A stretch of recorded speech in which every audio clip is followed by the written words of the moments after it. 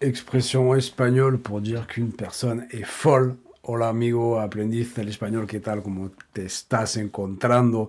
Tout d'abord, je t'invite à, si c'est pas déjà fait, à t'inscrire à la formation Espagnol Magic. Tu as juste à rentrer ton email et tu recevras tes accès par email à la formation pour apprendre l'espagnol rapidement. Sin más dilación, vamos ahí. Alors, pour dire qu'une personne a pété des plombs, par exemple, pour dire qu'une personne est folle, alors, et bien évidemment, en espagnol, il y a des milliers de manières de le dire.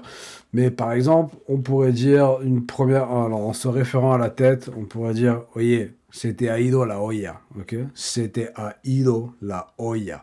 La olla, ce serait la marmite, ok? Donc t'as la marmite qui est partie, ok? Donc la marmite, bien évidemment, on se réfère à la tête. Oh, tu peux dire, par exemple, en ce moment, j'ai pas de tête en ce moment, hostia, se me está yendo la olla últimamente. Hein, voilà, dernièrement, là, j'ai plus de tête, hein, j'ai la marmite qui est partie, ok? Voilà, première expression. Deuxième expression, se te ha cruzado un cable, ok? Oye, pero ¿qué te pasa a ti? Se te ha cruzado un cable, tío? Hein, c'est un câble qui s'est croisé, hein, avec les autres, on se réfère, et donc du coup, ça, voilà, ce serait un petit peu comme t'as pété un câble, hein, voilà, t'as pété un câble. Voilà, donc troisième expression, on pourrait dire également, c'était a fundido los plomos, ok, t'as les plombs qui ont fondu, voilà, c'était un fundido los plomos, ok, pasa. Aussi, il y a une expression, donc, sacar a alguien de quicio, ok, ça veut dire faire sortir quelqu'un de ses gonds. Quicio, ça veut dire gond, hein, d'accord, les gonds de la porte, les charnières de la porte, ok.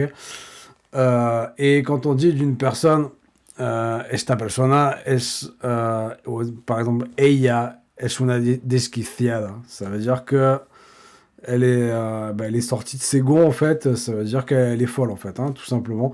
Donc voilà, une expression en plus que tu vas pouvoir utiliser tu vas pouvoir rajouter à ton arsenal de chasse.